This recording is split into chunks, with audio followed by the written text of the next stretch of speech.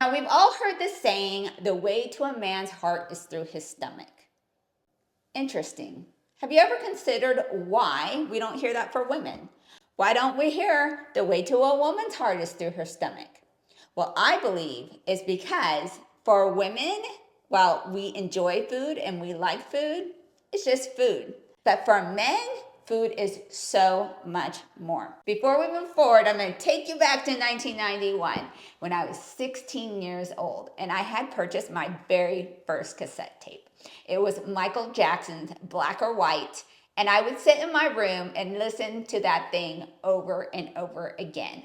And now, anytime I hear that song, or any of the other songs that were on that album, I can instantly be taken back in time to that moment sitting in my room listening to that tape. Isn't that funny how songs can instantly take you back to a certain place or a certain time, or you can refeel or re-experience that emotion that was happening at that time? Well, food is very much the same way. With food, the taste, the smells, the sensations, the experiences that all happen while you're eating a certain food can also provide these permanent links that can instantly take you back to a certain place or time or make a connection to a certain person. For instance, maybe you think about your grandma. Anytime you smell freshly baked chocolate chip cookies. Or who doesn't think of summertime when you smell the hamburger or hot dogs cooking on a grill? It's absolutely true that we link certain experiences and certain emotions to food. So Monica, you might say, if food is not just food, but evokes an emotional and permanent connection in our minds, why are you telling me that it's not as important to women as it is to men? Well, the answer is simple. We have to go back to the men's triangle of needs. Now, let's go back and do a review just very quickly. We have a full another episode on this, and so I'm going to just do a brief recap. So at the very bottom, you have respect. It's the biggest layer because that is the most important thing. It's the must-have, the thing you have to get right 100% to have a happy and successful marriage. The second thing you need to get right is intimacy or sex. Now, what is it as important as respect? It's pretty close. But no man's going to want to have sex with you if you do not respect him. And then the third, smallest layer at the very top is food. And like anything else, I'm going to be very specific and define what I mean by food in this pyramid. I am speaking about home-cooked meals that you, as his wife, cook and make, not something that you pick up. You see that hamburger you pick up from In-N-Out, or the pizza that you order from Pizza Hut, or that takeout that you grab on your way home from the local Chinese restaurant? In 0% of those cases will, in a month from now, will he think and remember that meal. In none of those cases will he even remember it in a week. He's not even probably going to remember it the next day because there was no emotional connection to that food. And just like any other core need, there's a bell curve to how important these things are for your husband. Every man's going to be different. No matter where your husband ranks on importance of food, all other things being equal, he's going to choose a woman who cooks over a woman who doesn't.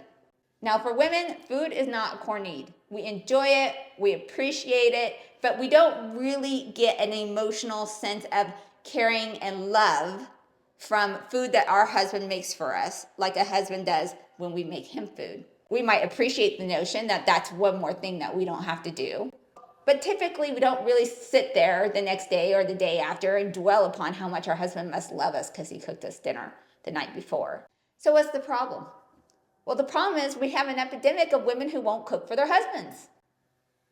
We live in a time where women are discouraged from doing anything that is considered submissive, subservient, doing things that make your husband happy only because it's important to him. You see, women want a wedding, but they don't want a marriage. They want a husband, but they don't want to be a wife. They expect their husband to go out and do the things that husbands are expected to do, going to work, protecting, providing financially. But when the tables are turned, oh no, don't you dare expect me to do anything that doesn't make me happy. So before marriage and having kids, I never sat and thought about food and the significance of it. I grew up with a homemaker type mom who did work part-time, but we were poor. And so she cooked every single night. Sometimes my stepdad would cook. And we actually never went out to eat. I can remember maybe like 3, 4 times. I can have memories of going out, and I'm including like fast food. I remember these special treat booklets that I would get from McDonald's. They were like the equivalent of a gift card back in the day, and they'd be an actual coupon book, and they'd have like $1. We'd get it's like a $5 coupon book, and each one of those were $1. So you would order, and this would be like, McDonald's cash. And it was such a treat when I got a McDonald's coupon book for my birthday or for Christmas, because we just never ate out. And so when I grew up, eating out was a luxury. It was something I was like, I can afford this now. And so I actually really enjoyed it. And conversely, Michael grew up as the only child to a single mom who was often sick, so therefore she cooked very minimally, very basic meals. And he would entertain himself by spending hours in the digging of the dirt or watching TV. And watching TV, he would watch these like very conservative type of shows, like the Leave It to Beaver and things, where they show this mom and this dad, and he'd come home from work, and the family would all gather around the table and have a meal together. So he had this notion, this vision of how he thought women should be, sitting over a stove and thinking these loving thoughts of, oh, I'm providing, food for my family. Well, the joke's on him. He got me instead. Here I was, this recently divorced mom with these 2 young boys at the time. The boys were like 6 and 4. And I was also career and goal driven, who thought cooking was a waste of time. But he must have saw something he liked, because he married me anyway. And it wasn't that I just didn't like to cook or that I found it a waste of time. Ultimately, what it boiled down to is that I truly did not understand the importance of it to men. And so if I don't make the connection of the importance to my husband, I just thought, well, I bet you most women are in the same boat as me. I bet you they don't understand the importance either. What finally made me understand the importance? Well, it was my husband. I think he had given me hints before. I think the very first time he gave me a hint was back when we were dating. We would be working out, and then we would come home from the workout, and I'd put together this meal of like this shredded chicken breast and this shredded cheese and salsa, and mix it all up. And I was super proud because it was like 350 calories. It was kind of like my go-to meal after we would work out. And he said, "Do you ever cook real food?" And I got offended. I was like, what do you mean? Because to me, this was a meal. This was real food. Now, I kind of let it go and didn't think about it. But looking back, that was probably my first hint that was not what he considered to be a real meal. But it was a couple years ago that he came home and told me a story about how all the guys at work. Now he works maybe with 5 guys close by. There's more people, more guys in the building, but primarily his main contacts, there's about 5 of them. And there was one guy who was eating a meal that was prepared by his wife, and the other guys, including himself, had gotten fast food for that day because there was no home cooked food for them to bring to work. And they were all looking over at this one guy who had brought food from home. And they were jealous and envious that they had to eat this, grease-ridden, junky, nasty fast food. Why this guy, he got to eat the food that his wife made. And they were all jealous. And I was like, what? I had no idea, because for me, like I said, eating out was a luxury. And so not only did I not mind it, I liked it. I can eat out every day for lunch, think nothing of it, enjoy it. But for him and for the other guys, they wish that was their meal. And I don't know what it was. I do not know, but that really got to me. I was thinking, oh my gosh, is my husband looking over at another man and thinking that his wife, this other guy's wife, loves him more than I love him? And I just thought, I never want my husband to be in that position. So now that I knew it was important to him, I had to come up with this strategy to overcome this mental aversion. So the first thing that I did was I decided to negotiate. Now, I was willing to improve and do better than I had been doing, but I'm not going to cook 3 meals a day. I'm just not. What I was willing to do, I told him, okay, I'll take care of dinners. Breakfast and lunch is on you. Most of the time, it's not a big deal. You can grab and go something for breakfast. Lunchtime, the kids are at school, and he can use leftovers from the previous dinner. I will make sure when you arrive home at 5:30, dinner is ready for you. That was a big step for me. The second step you might want to consider is identifying what exactly is it about cooking that's the problem. You have to come up with the idea. You have to grocery shop for the food or the ingredients. You have to cook the food, and then you got to clean up. And then you got to do this whole thing all over again the next day. And so for me, I figured out that it's not even the cooking that's the problem. And it's certainly not the cleaning. I have no problem cleaning either. And so for me, it was coming up with the ideas. That was the hard part. I don't like coming up with the ideas for cooking, nor do I like to have to do that every single day. So I had to get smart with it. Last thing I had to do was discuss with him like what was important to him. What time do you want dinner? What days? Like what type of food? Is there also any other parts of the experience? Well, come to find out there was. Come to find out, after all these years, he would get upset or feel uncared for if I did not physically plate his food. Now, I thought that was silly. What do I mean by plating the food? That means you're scooping it out of the pan or taking it out of the pot or whatever the case may be and preparing the plate.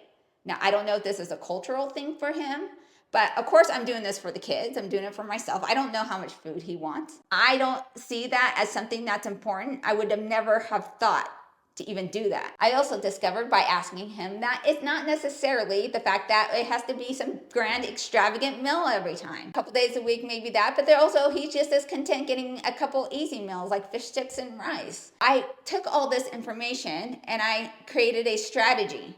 So I came up with the HERO system. And HERO stands for hard, easy, restaurant, offload. So 2 days of the week, I am going to do hard meals, or what I consider to be hard. These are meals that are like actual kind of like hearty meals. You might have a steak, a baked potato, asparagus, 2 days of the week.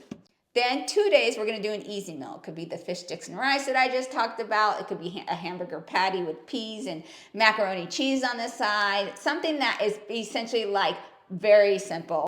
You take it out of the freezer, you pop it in the oven, you pull things together.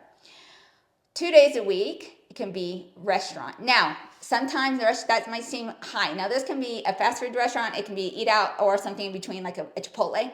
But we're in a season of our life right now that's very busy. So we have a lot of practices and things of that nature. So we're out like multiple nights of the week. And so we have to eat out right now more often than other times. And so that's why right now, 2 days of the week are you typically eating out.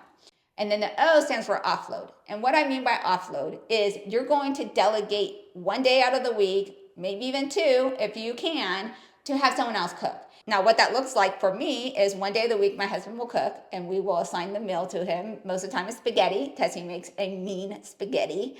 But if you have older kids, like teenagers, 13 and up, offload a meal. Say, hey, you got to come up with the idea and tell me the ingredients and I will order them. But it's really great because it frees you up to not have the burden of always being the one cooking, while at the same time allows them to gain a necessary life skill. So once again, HERO system, hard, easy, restaurant, offload. So now I have the system, and now I've got to try to execute the system in the most efficient way possible. What I decided to do is that I would do a once a week meal plan. Now, you can actually do this once a week and do once every 2 weeks. You could do a meal plan for an entire month if you want to. Now, for me, I decided to do once a week because I also grocery shop once a week for everything that I need for those meals. And the problem I had with going out to a 2-week plan was that my groceries weren't lasting for 2 weeks. Now, the meal plan is not all mentally on me. I am using technology. Do you know that you can actually have artificial intelligence make all your meal plans for you? And I kind of do a combination where I am utilizing not only my own ideas, kind of the staple meals that we like for our family, but I'm also using ChatGPT. It's really simple. You could say, hey, ChatGPT, create me a meal plan. I like Chinese food. I like Mexican food. I like American food. Don't put in seafood because I don't like seafood. And it will spit out an entire meal plan for you. I'm also trying to get inspiration from websites like allrecipes.com or something like that. Do you know even walmart.com now has a section where you can search for recipes and it will auto-populate the ingredients into a shopping cart, which you can then just check out. So with technology, use it as much as you can to try to make these things that you don't like to do but are important to do easier for you. Well, Monica, I get what you're saying, but it's just still too hard. It's not worth it for me. It's actually cheaper to eat out. And plus, I'm not really a great cook. And I get it. Like you're preaching to the choir. I've been making cooking a priority for over the last couple of years, and I still don't like it. I still don't like it. I never will like it. But I'm asking you to consider a few questions. Is your husband's happiness important to you? Do you want your husband to have to look at another man's food with envy? Do you want him to think fondly of you every single time he eats a meal? Do you want your family to constantly be eating poisonous, artery clogging food all the time? Do you want your children to have a great example for what a future husband or a future wife looks like? I'm going to ask you to answer these questions for yourself and just gently remind you that food is never just food. And with that, I'll see you next time.